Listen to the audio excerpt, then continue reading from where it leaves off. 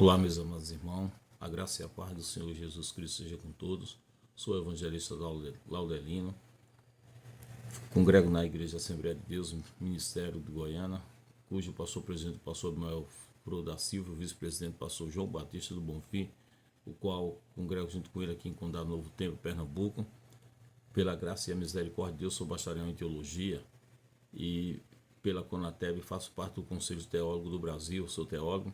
Sou também capelão pelo IVCS e formado também em juiz eclesiástico de paz e também formado em psicologia pastoral. Estou cursando também a língua hebraica pela graça e a misericórdia do Senhor. E é com grande temor e tremor e sinceridade que venho através da palavra de Deus mostrar para vocês que muitos pregadores estão equivocados ao falar que as pessoas, ao aceitarem Jesus Cristo como único e suficiente Salvador, ela não sofre mais. Isso é mentira. As pessoas fazem isso assim só para atrair as pessoas, mas deve pregar a verdade, ensinar a verdade. Não está mentindo. O salmista Davi, no Salmo 34, verso 19, ele diz: muitas são as aflições do justo, mas o Senhor o livrará de toda. Veja que as aflições do justo são muitas, e não é poucas. A intenção de alguns pregadores, um evangelho falsificado, que não está na Bíblia, isso só é para atrair pessoas ingênuas, incautas e se fazeres nela o alívio para o sofrimento. Em primeiro lugar, uma das grandes mentiras dos pregadores neopentecostais é negar o sofrimento do crente em Cristo. Muitos deles ensinam se um crente está sofrendo é por falta de fé. Sabemos que a palavra de Deus diz que, Romanos 10,17, de sorte que a fé vem pelo ouvir e ouvir a palavra de Deus.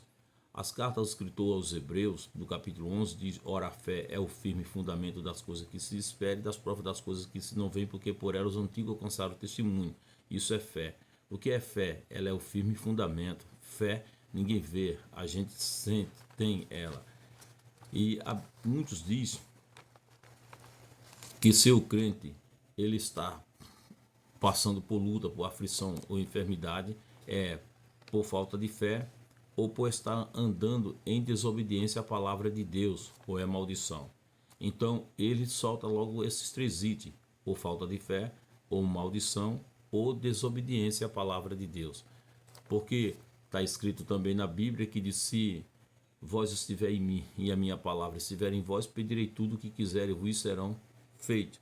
Mas todas as coisas só acontecem mesmo você estando na palavra, no tempo dele, na hora dele, no momento dele.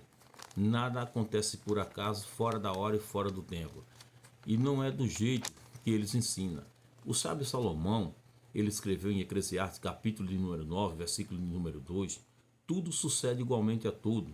O mesmo sucede ao justo, ao ímpio, ao bom, ao puro, como ao impuro, como ao impuro, como o puro. Ele diz que tudo sucede a todos. Assim como o que sacrifica, como ao que não sacrifica, assim como ao bom, como ao pecador, ao que jura, como ao que teme o juramento. Todas as coisas nessa vida, no mundo que nós vivemos, acontece a tudo. Seja ele quem for, seja ele crente ou não, seja ele budista, seja ele catolicista, seja ele espírita, seja ele quem for. Todas as coisas sucedem igualmente a tudo. Costumamos pensar, não é, costumamos só pensar no que é bom e agradável, mas não devemos esquecer que para todas as coisas há um tempo determinado. E tem tempo que ninguém espera, mas ele chega na vida de qualquer um. A morte, o choro, a perda, a separação, a doença e outras as coisas mais. Por quê? Muitos só prega para levar honra para si mesmo. Estão falando coisas só para satisfazer o ego das pessoas, esquecendo que antes da alegria é o choro. O salmista Davi, no Salmo 30, verso 5, ele diz que o choro pode durar uma noite, mas a alegria virá pela manhã. Esquecendo que antes do nascimento de uma criança, primeiro a mãe sente tristeza, solidão, para poder dar luz à criança. Ela passa por tudo isso para depois abraçar seu filho e sentir alegria. Mas Eclesiastes, ele mesmo diz que para todas as coisas existe o tempo. E há um tempo determinado para todo o propósito debaixo do céu. Há um tempo de nascer e tempo de morrer, tempo de plantar e tempo de arrancar o que se plantou, tempo de matar e tempo de curar, tempo de derribar e tempo de edificar, tempo de chorar e tempo de rir, tempo de plantear e tempo de soltar, tempo de espalhar pedra e tempo de ajuntar pedra, tempo de abraçar e tempo de afastar-se e abraçar, tempo de buscar e tempo de perder, tempo de guardar e tempo de deitar fora, tempo de rasgar e tempo de coser, tempo de estar calado e tempo de falar, tempo de amar e tempo de aborrecer, tempo de guerra e tempo de paz. Para todas as coisas existe um tempo. Nem tudo é pecado, nem tudo é maldição, nem tudo é falta de fé. Tudo é questão de tempo. O apóstolo Paulo ele advertiu em 2 Coríntios capítulo 3, versículo 8, diz que nada podemos contra a verdade senão pela verdade. Gálatas capítulo 1, versículo 8, o apóstolo Paulo também nos fala e diz assim: mas ainda que nós mesmos ou um anjo do céu vos anuncie outro evangelho além do que já tenho anunciado, seja anátema. Nem tudo é pecado, nem tudo é maldição. Lembra da cura de um cego de nascença? No evangelho de Jesus Cristo, segundo escreveu o evangelista João capítulo 9, versículo 2, os discípulos lhe perguntaram dizendo: Rabi, quem pecou, este ou seu pai? Fizeram essa pergunta para ele, se tinha sido ele ou o pai dele que pecou. Jesus disse assim: porque nasceu cego? Jesus respondeu: nem ele pecou, nem seu pai, mas foi assim para que se manifeste nele as obras de Deus. Tem pessoa muito quieta, preocupada. Se você está passando por luta, por aflições, por algumas provações, as pessoas começam a imaginar que é pecado, que é desobediência. Veja o que aconteceu com esse cego. Ele nasceu cego de nascença. E aí foi os discípulos que estavam junto de Jesus que fez essa pergunta: quem pecou, ele ou seu pai, para que nascesse cego? Jesus então lhe respondeu: nem ele pecou e nem o seu pai, mas assim se fez para que se manifestasse nele as obras de Deus. Nem tudo é maldição. É que alguns ensinam que se um cristão está passando por luta, está desempregado ou enfermo, ou é pecado ou maldição, mas nem tudo é pecado e nem tudo é maldição. Gálatas capítulo 3, versículo 13, Cristo nos resgatou da lei, fazendo-se maldição por nós, porque está escrito: maldito todo aquele que for pendurado no madeiro. E Jesus, ele foi pendurado no madeiro por nós. Lembra do patriarca Jó? No capítulo 1, a Bíblia diz: havia um homem na terra de Deus cujo nome era Jó, e esse era sincero, reto e temente a Deus, desviava-se do mal.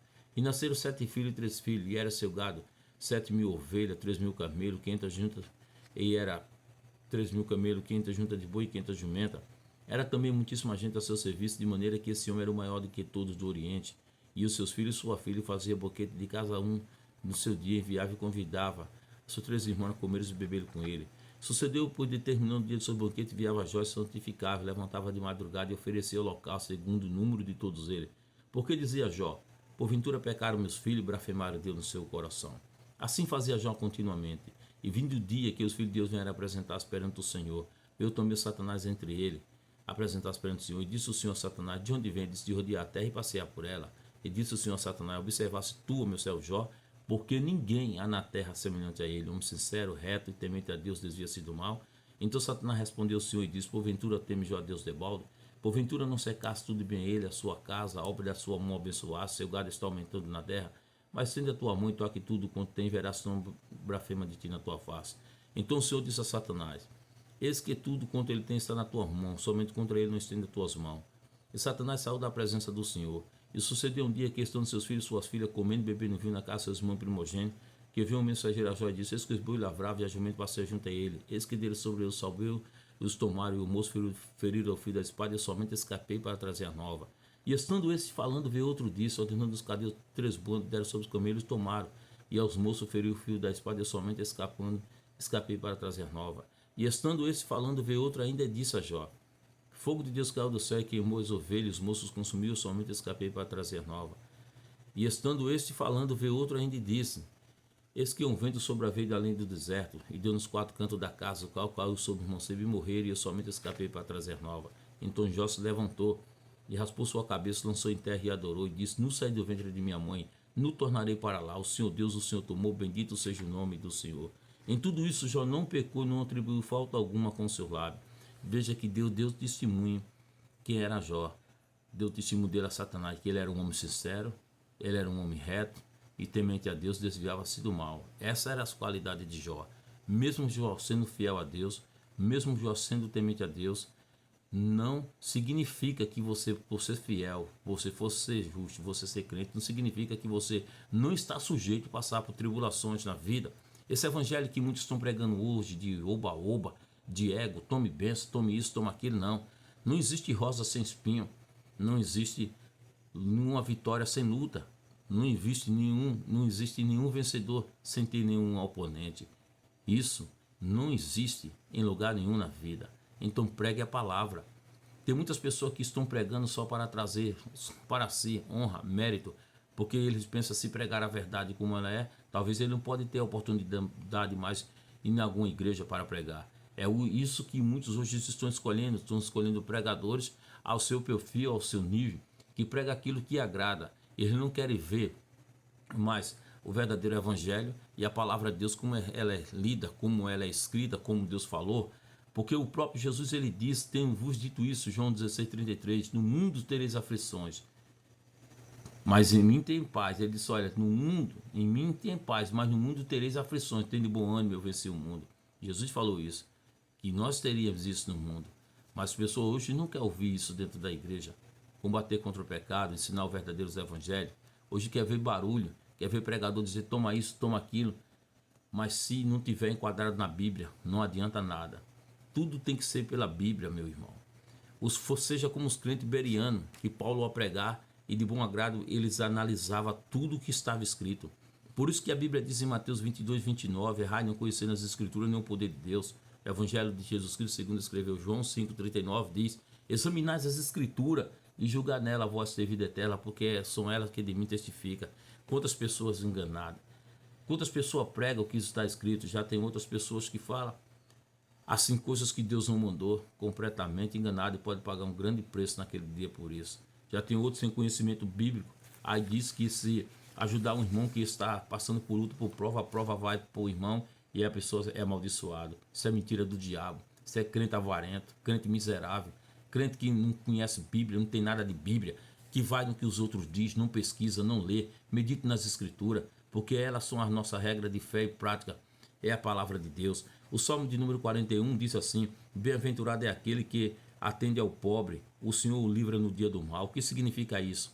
É que você, se tiver compaixão do pobre, se você ajuda o pobre no dia do mal, se alguém preparou uma forca para você, uma cova nela, ela vai cair, porque Deus te livra no dia do mal. É o que a Bíblia diz, Eclesiastes 10:8, aquele que cavar uma cova nela cairá. E veja o que diz mais ainda, o Senhor o livrará e conservará em vida. Veja bem isso aí, Deus ainda livrar você no dia do mal, vai conservar em vida, para que os teus inimigos vejam que Deus é na tua vida, e diz, será abençoado na terra, e tu não entregarás a vontade dos teus inimigos. Veja, é aquele que abençoa o pobre, é aquele que ajuda o pobre. Que conversa é essa? Que muitos pregos ensinam, que diz que se ajudar uma pessoa na prova, na benção, a luta vai para aquela pessoa, a maldição vai para aquela pessoa. Isso é mentira. Estou mostrando para você com base bíblica no Salmo de número 41. E a Bíblia, Deus diz assim, o Senhor sustentará no leito da enfermidade, tu renova a sua cama na doença. É Deus que renova você. Então, se alguém vem falar isso para você, isso é mentira. Porque a Bíblia diz em Atos 20:35, Paulo mesmo falou, a melhor coisa é dar do que receber. Quantas pessoas se equivocaram? Você pode falar em línguas estranhas, você pode falar em língua dos sonhos, você pode profetizar, você pode fazer o que fizer. Mas se você não tiver enquadrado nisso, que está escrito em 1 Coríntios capítulo 13, diz assim, mas ainda que eu falasse a língua dos homens e dos anjos, e não tivesse caridade, seria como metal que sou, como sino que tinha. Ainda que tivesse o dom de profecia, conhecesse todo o mistério, toda a ciência, e tivesse toda a fé, de tal modo que transportasse os montes e não tivesse caridade, nada seria. Ainda que distribuísse toda a minha fortuna para o sustento do pobre, entregasse meu corpo para ser queimado, e não tivesse caridade, nada disso me aproveitaria. A caridade é sofredora, é benigna, a caridade não é invejosa. A caridade não trata com leviandade, não se soberbece, não se porta com indecência, não busca seus interesses, não se irrita, não suspeita mal, não folga com injustiça, mas folga com a verdade. Tudo sofre, tudo crê, tudo espera, tudo suporta. A caridade nunca falha, mas havendo profecia será aniquilada, havendo língua cessarão, havendo ciência desaparecerá. Porque em parte conhecemos e em parte profetizamos, mas quando vier o que é perfeito, então o que é em parte será aniquilado. No versículo 11, Paulo diz, 1 Coríntios 13, 11, quando eu era menino, falava com menino, sentia com menino, decorria com menino, mas logo que cheguei a ser homem, deixei com a coisa de menino, porque agora vemos pelo espelho inimigo, mas então veremos face a face. Agora, pois, permaneça a fé, a esperança e a caridade, dessas três, mas a maior dessa é a caridade, que é o amor. Então, se você não tem isso, você pode profetizar, você pode fazer o que fizer, mas você não tem uma característica de um cristão. Porque a Bíblia diz em Tiago 4,17, aquele que pois sabe fazer o bem e não faz, comete pecado. Então, se você pode fazer o bem, se você pode ajudar e não ajuda, você está em pecado. E isso aí é pela palavra do bendito eterno. Então, muitos estão iludindo, pregando coisas que estão na Bíblia, no Evangelho light. Mas a Bíblia diz, Paulo diz que nos últimos dias, muitos terão comichões nos ouvidos, para não ouvir a santa doutrina nem a verdade da palavra de Deus. Hoje a pessoa está dizendo, estou vendo isso, estou vendo aquilo, na verdade não está vendo é nada. Não está vendo é nada. Busque a Bíblia, examine a Bíblia, peça discernimento a Deus, medite na Bíblia. A Bíblia diz em Isaías 8:20, está escrito assim, ali os testemunhos, se ele não falar segundo essa palavra, nunca verão a árvore. É a palavra de Deus. A Bíblia diz assim, Evangelho de Lucas 21:33, passarão os céus e a terra, mas a minha palavra não passará. A Bíblia também está escrito, diz a palavra do bendito Deus, Hebreus 4:12, porque a palavra de Deus é viva, eficaz, mais penetrante é, do que qualquer espada alguma de Deus gumes, ela entra na direção do coração do homem, fazendo separação da junta e medula, e é apta para discernir o pensamento e a intercessão do coração do homem. A Bíblia diz no Salmo, ele diz, o salmista Davi diz, lâmpada para os meus pés é a tua palavra, luz para o meu caminho, é a palavra do bendito eterno.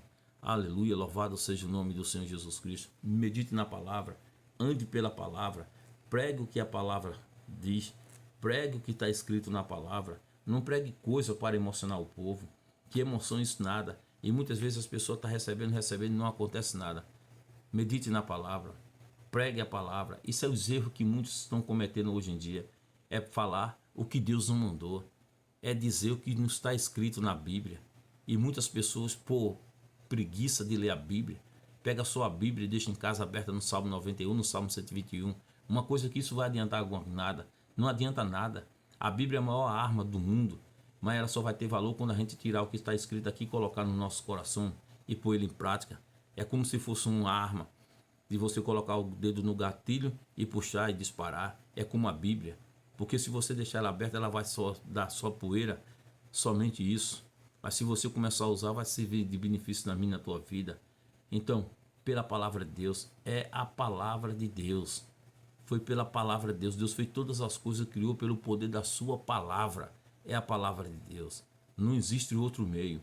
Que Deus em Cristo te ajude, que Deus em Cristo nos abençoe. Não cometa mais esses erros. Não engane as pessoas, fale a verdade. Porque muitas são as aflições do justo, mas o Senhor o livrará de tudo. Que Deus te abençoe fortemente e grandemente. Convido você que não é inscrito, que se inscreva nesse canal. Faça esse vídeo circular. Que Deus te abençoe grandemente e poderosamente. Que Deus venha abençoar você, seu celeiro, seu salário, abençoar seu lar e sua vida. É o que eu peço no nome do Hashem. Shalom. Até a próxima, querendo Deus.